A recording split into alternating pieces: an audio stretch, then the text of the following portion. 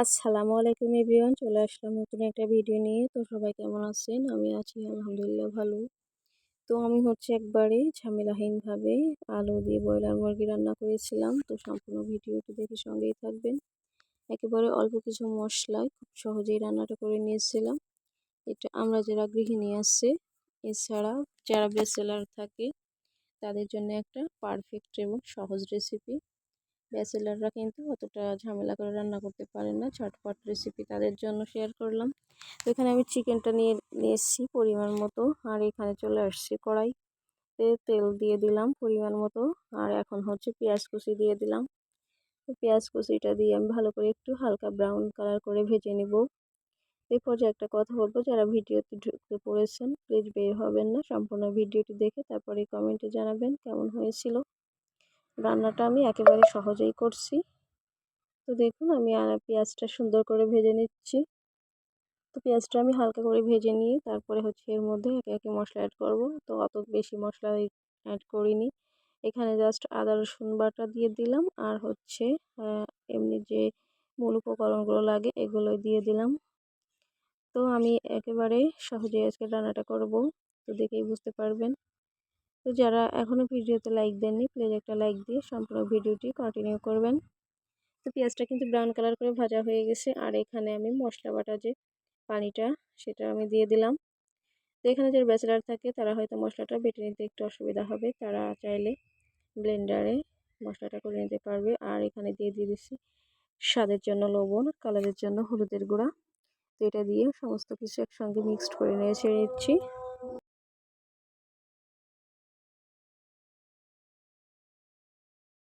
তো দেখুন সুন্দর করে কিন্তু মশলাটা আমি কষিয়ে নিয়েছি, আর উপর দিকে কিন্তু তেল উঠে আসছে। তো এই পর্যায়ে আমি দিয়ে দেব ঝালের জন্য মরিচের গুঁড়া। তো এখানে প্রয়োজন মতো দিব, আমি যতটা ঝাল পছন্দ করি ততটাই দিয়ে দিচ্ছি। তো এটা দিয়েও ভালো করে সুন্দর করে মিক্সড করে নিলাম নেড়েচেড়ে। তো মশলাটা পারফেক্টলি কষানো হলেই যে কোনো রান্না কিন্তু পারফেক্ট স্বাদ আসে। তো সুন্দরভাবে আমি মশলাটা একেবারে কষিয়ে নিয়েছি, আর এখানে একটা তেজপাতা আর 3টা কাঁচামরিচ দিয়ে দিলাম। তো খুন্তি দিয়ে কাঁচামরিচগুলো আমি একটু টুকরা করে দিয়েছি। আর এখন এই পর্যায়ে আমি এর মধ্যে দিয়ে দেব বাকি যে চিকেনটা। তো আমি আরও কিছুক্ষণ রান্নাটা করে নিচ্ছি মশলাটা, আর এই পর্যায়ে আমি চিকেনটা দিয়ে দিচ্ছি। তো চিকেনটা দিয়ে আমি ভালো করে নেড়ে চেড়ে পেঁয়াজ এই মশলাগুলোর সঙ্গে আমি কিছুক্ষণ চিকেনটা একটু ভেজে নেব, আগেই কিন্তু পানি অ্যাড করব না। তো চিকেনটা আমি এমনভাবে রান্না করতেছি যাতে অল্প মশলায় মোটামুটি যাই হোক আলহামদুলিল্লাহ খেতে মজা হবে, সেভাবেই রান্নাটা করতেছি। দেখুন পেঁয়াজ মশলার সঙ্গে কিন্তু আমার এই চিকেনটা আমি কিছুক্ষণ নেড়ে চেড়ে সুন্দর করে ভেজে নিচ্ছি, যাতে কিন্তু চিকেনটাও মনে হবে যে ভাজা ভাজা হয়ে গেছে, তাহলে খেতে কিন্তু খুব ভালো লাগবে। তো মাঝে মাঝে একটু অন্যরকম করে রান্না করলে কিন্তু খেতে খারাপ লাগে না, সব সময় একঘেয়েমি রান্না কিন্তু আমাদের ভালো লাগে না। তো দেখুন আমি চিকেনটা এভাবে একটু কিছুক্ষণ ঢাকনা চাপা দিয়ে ঢেকে রেখে দেব। তো দেখুন ঢাকনাটা উঠিয়ে নিচ থেকে কিন্তু হালকা একটু মশলাটা লেগে গেছে, তো এটা সাবধানে একটু খেয়াল করে নাড়াচাড়া করতে হবে। আর চিকেনটা এভাবেই কিন্তু আমি কিছুক্ষণ সুন্দরভাবে ভাজা ভাজা করে নিচ্ছি, তাতে কিন্তু স্বাদটা অনেক বেশি ভালো লাগবে। আমি আরও কিছুক্ষণ ঢাকনা চাপা দিয়ে ঢেকেছি, আর দেখুন প্রায় 50% কিন্তু সেদ্ধ হয়ে গেছে চিকেনটা। আর এই পর্যায়ে আমি আরও কিছুক্ষণ নাড়াচাড়া করে নিচ্ছি, মোটামুটি একটু ভাজা ভাজা করে রান্না করে দিচ্ছি এই জন্য। তো এই পর্যায়ে আমি অল্প একটু পরিমাণে পানি দিয়ে দিলাম চিকেনটা আর একটু কষিয়ে নেওয়ার জন্য। তো প্রথমে কিন্তু ভাজা ভাজা করে একটু ভেজে নিয়েছি, আর এই পর্যায়ে পানিটা দিয়ে দিলাম। তো দেখুন পানিটা কিন্তু দিয়ে আমি ভালো করে নেড়ে চেড়ে নিচ্ছি। তো আমার এই রান্নাটা সহজ রান্নাটা যদি ভালো লাগে তাহলে এভাবে করে দেখবেন, সময়ও বাঁচবে, খেতেও কিন্তু ভালো লাগবে।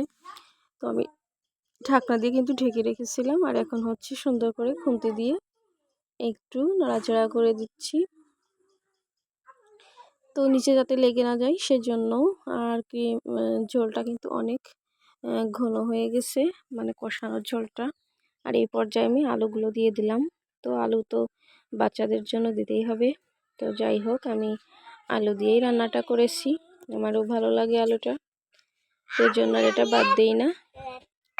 তো এই যে দেখুন, আমি কিন্তু সুন্দর করে নেড়ে চেড়ে মিক্সড করে নিলাম। আর এই পর্যায়ে হচ্ছে আমি কিছুক্ষণ এভাবে রান্না করে নেব। আর এখানে মশলাটা, চিকেনটা দেখুন সুন্দর কিন্তু কষানো প্রায় হয়ে আসছে। তো কালারটা মাশাআল্লাহ অনেক সুন্দর আসছে। এভাবে যদি রান্না করেন তাহলে আসলে খেতে কিন্তু খুব ভালো লাগবে। আর একেবারে ঝামেলাহীনভাবে আমি রান্নাটা করেছি। তো আমরা কিন্তু সবসময় বিভিন্ন রকম মশলা অ্যাড করতে পারি না, তারপরে সাধ্যের মধ্যে যতটা থাকে ওটা দিয়ে যদি ভালো করে যত্ন করে রান্নাটা করা যায় তাহলে কিন্তু খেতে খুব ভালো লাগে। আর বাচ্চাদের জন্য বা নিজের জন্যই হোক, যেভাবেই হোক, সবসময় যে কাজটা করবেন সুন্দর করে মন দিয়ে করলে কিন্তু সব কাজই সুন্দর হয়। তো দেখুন, আমার চিকেনটা কিন্তু কষানো প্রায় কমপ্লিট। আমার একেবারে ঝোলটা শুকিয়ে গেছে আর উপর দিকে তেল উঠে আসছে। তো এই পর্যায়ে হচ্ছে আমি আর একটু নাড়াচাড়া করে এখন দিয়ে দিচ্ছি হচ্ছে ঝোলের পানি। তো আমি যতটা ঝোল রাখবো তার থেকে একটু বেশি পরিমাণে পানি দিয়ে একটু ভালো করে বলক উঠিয়ে রান্নাটা করব, যাতে করে চিকেনটা ভালোভাবে পারফেক্ট সিদ্ধ হয়ে যায় আর হচ্ছে খেতেও ভালো লাগে।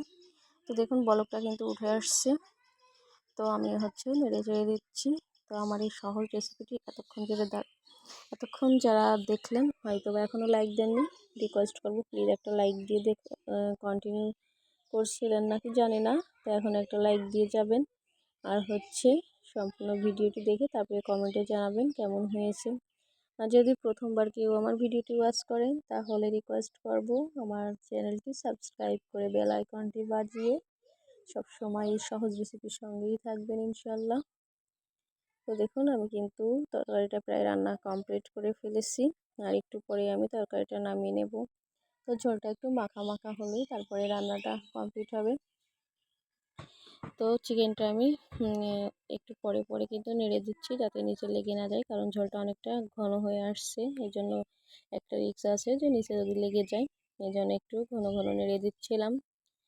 তো আমার চিকেনের ঝোলটা একেবারে ঘন হয়ে আসছে। এই পর্যায়ে কিন্তু আমি চিকেনটা উপর দিয়ে একটু ভাজা মশলার গুঁড়া দিয়ে দিলাম। আর আমি কিন্তু আগে হচ্ছে জিরা আর গরম মশলাটা বেটে নিয়েছিলাম, ওটাও কিন্তু দিয়ে দিয়েছিলাম। আর এখন একটু ভাজা মশলাটা দিলাম, এটা দিলে একটু ফ্লেভারটা ভালো লাগে, খেতে অনেক ভালো লাগে।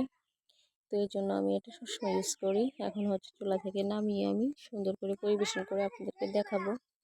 তো দেখুন লাস্ট লুক কতটা সুন্দর আসছে, মাশাআল্লাহ অনেক সুন্দর হয়েছিল, খেতে কিন্তু অসম্ভব মজা হয়েছিল। তো আমার এই সহজ রেসিপিটি যদি আপনাদের ভালো লাগে তাহলে এভাবে রান্না করে দেখবেন, খুব ভালো লাগে। তো আজকের মতো এই পর্যন্তই, দেখা হবে অন্য কোনো ভিডিওতে। আসসালামু আলাইকুম, আল্লাহ হাফেজ।